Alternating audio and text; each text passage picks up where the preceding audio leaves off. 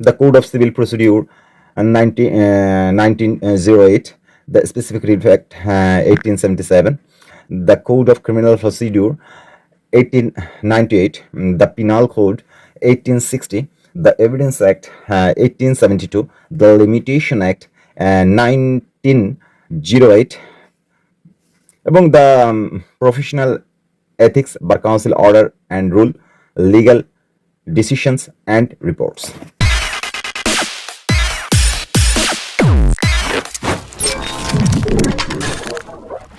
Hello viewers, তো আজকের এখনকার আমার আলোচ্য বিষয়সূচি হচ্ছে দ্য স্পেসিফিক রিলিফ অ্যাক্ট 1877-এর সবচেয়ে গুরুত্বপূর্ণ ধারা এবং টপিকসগুলো কি।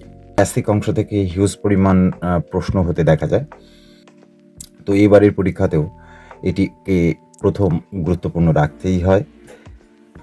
ডক্টর হুইটলি স্টোকস এটির খসড়া প্রণয়ন করেন,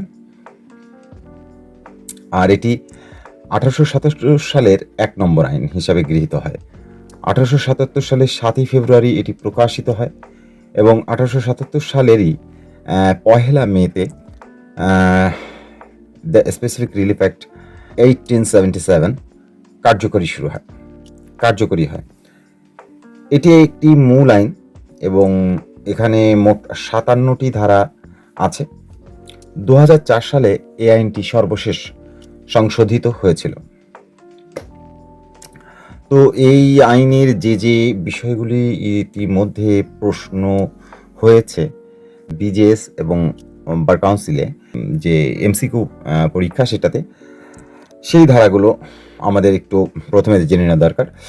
দ্য স্পেসিফিক রিলিফ অ্যাক্টের 5 ধারার সুনির্দিষ্ট প্রতিকার যেভাবে দেওয়া যায়, 6 ধারার নিরোধক প্রতিকার, 7 ধারার দণ্ডমূলক আইন কার্যকর করার জন্য প্রতিকার মঞ্জুর করা হয় না, 8 ধারা সুনির্দিষ্ট স্থাবর সম্পত্তির পুনরুদ্ধার, 9 ধারার স্থাবর সম্পত্তির দখলচ্যুত ব্যক্তি কর্তৃক মামলা,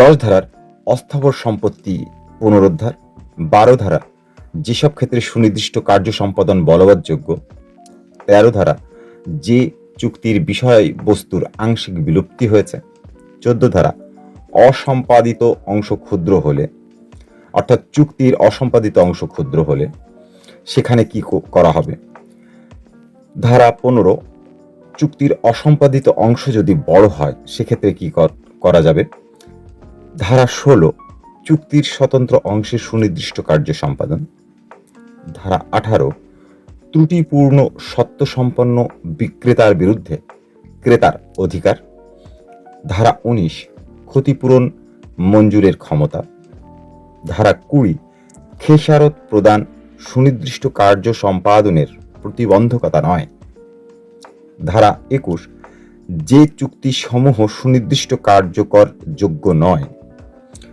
ধারা 21 ক অলিখিত বিক্রয় চুক্তি বলবৎযোগ্য নয়, ধারা 21 ক এটি 2004 সালে সংশোধিত হয়ে 21 ক রূপে সংযোজিত হয়েছিল।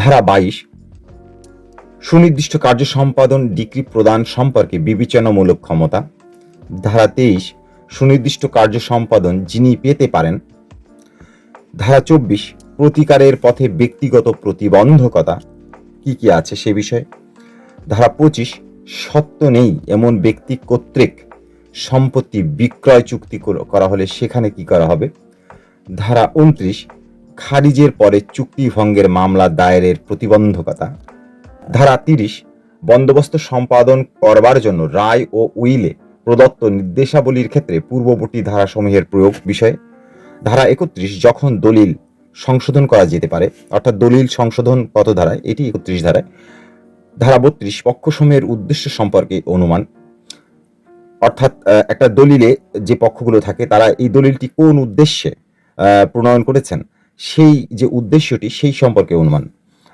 ধারা 33 দলিল সংশোধনের মূল নীতিসমূহ, ধারা 35 বিচারপূর্বক যখন চুক্তি রদ করা যায়, ধারা 39 যখন দলিল বাতিলের আদেশ প্রদান করা যেতে পারে, অর্থাৎ দলিল বাতিল ৩৯ ধারার বিষয়বস্তু। ধারা ৪১, যে পক্ষের জন্য দলিল বাতিল করা হয়েছে সে পক্ষের নিকট হতে ক্ষতিপূরণ আদায়। ধারা ৪২, মর্যাদা বা অধিকার সম্পর্কে আদালতের বিবেচনামূলক ক্ষমতা। ধারা ৪৪, রিসিভার নিয়োগে বিবেচনামূলক ক্ষমতা। ধারা ৫২, নিরোধক প্রতিকার যেভাবে মঞ্জুর করা যায়। ধারা ৫৩, অস্থায়ী নিষেধাজ্ঞা। ধারা ৫৪, চিরস্থায়ী নিষেধাজ্ঞা যখন মঞ্জুর করা যায়। ধারা ৫৫, আদেশমূলক নিষেধাজ্ঞা। ধারা ৫৬, নিষেধাজ্ঞা যখন দিতে অস্বীকার করা হয়। ধারা ৫৭, নেতিবাচক চুক্তি সম্পাদনের নিষেধাজ্ঞা। মোটামুটি দ্য স্পেসিফিক রিলিফ অ্যাক্ট 1877 অর্থাৎ আমরা সাধারণ কথায় যেটাকে সুনির্দিষ্ট প্রতিকার আইন বলে থাকি, সেই আইনটির এই সকল ধারা ইতিপূর্বের পরীক্ষাতে এসেছে, বিশেষ করে জুডিশিয়ারির পরীক্ষায় এবং বার কাউন্সিলের পরীক্ষায়।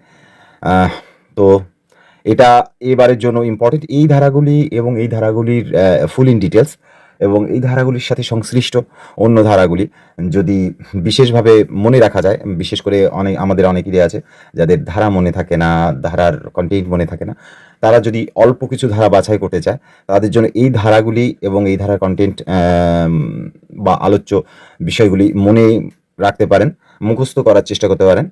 তার সাথে পড়ার জন্য এই ধারার সাথে সংশ্লিষ্ট অন্যান্য ধারা, বিশেষ করে দেখা যায় যে দ্য স্পেসিফিক রিলিফ অ্যাক্ট 1877 যে প্রশ্নগুলো এসেছে ইতিপূর্বে, সেই প্রশ্নে যে সকল অপশন দেওয়া আছে, সেই অপশনগুলোতে যে সকল ধারাগুলো এসছে সেই ধারাগুলি পাঠ করা যেতে পারে, যেটি অনেক বেশি সুবিধাজনক হবে। আমরা জানি যে প্রশ্নে বাংলাদেশ বার কাউন্সিল এনরোলমেন্ট এক্সামিনেশনের প্রশ্ন ব্যবস্থায় কিছু ভিন্ন ভিন্ন ধারার বিষয় আছে।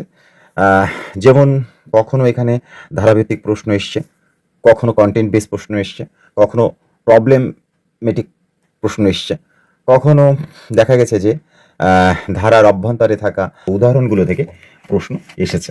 বেয়ার অ্যাক্টের সহযোগিতা নিতে পারি আমরা। বেয়ার অ্যাক্ট আমরা যারা অনেকে আমাদের যাদের বেয়ার অ্যাক্ট কেনা হয়নি, আমরা বাংলা মাইলস বিডি ওয়েবসাইটে গিয়ে বাংলাদেশের সকল আইনগুলি সরাসরি দেখতে পারি, এটা অনলাইন থেকে, এবং সেখান থেকে আমরা এই উদাহরণগুলো পড়ে নিতে পারি। আরেকটা বিষয় আমাদের মাথায় রাখতে হবে, আমি কথা বলার সময় আপনারা দেখেছেন আমি বারবার বলছি দ্য স্পেসিফিক রিলিফ অ্যাক্ট 1877। আমি সুনির্দিষ্ট প্রতিকার আইন শব্দটি ব্যবহার করিনি।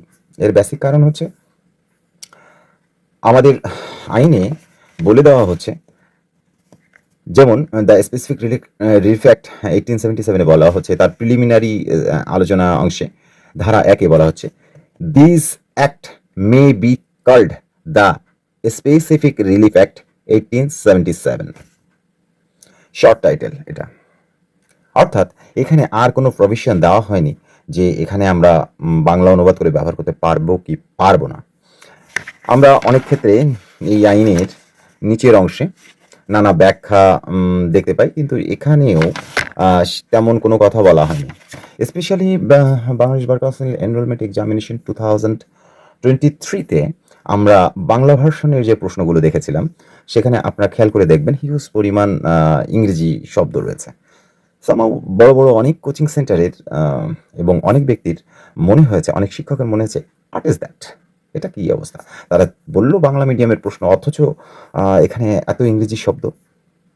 বাট যেটা আমরা তখনও অনেকে খেয়াল করিনি, সেটি হচ্ছে তারা বাংলাদেশ বার কাউন্সিল তার এই প্রশ্নপত্রে সেই সকল জায়গায় ইংরেজি শব্দ ব্যবহার করেছিল যেখানে আইনটির নাম রয়েছে। The code of civil procedure 1908, the specific relief act 1877, the code of criminal procedure 1898, the penal code 1860, the Evidence Act 1872, the Limitation Act 1908, এবং the professional ethics bar council order and rule, legal decisions and reports.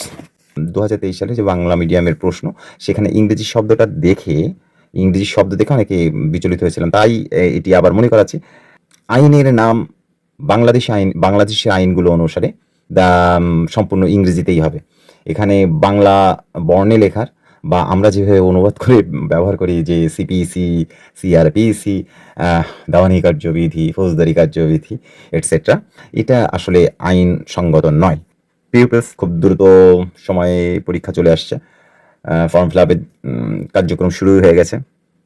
কষ্ট করে এর মধ্যে আমার ভিডিওটি দেখার জন্য অশেষ ধন্যবাদ।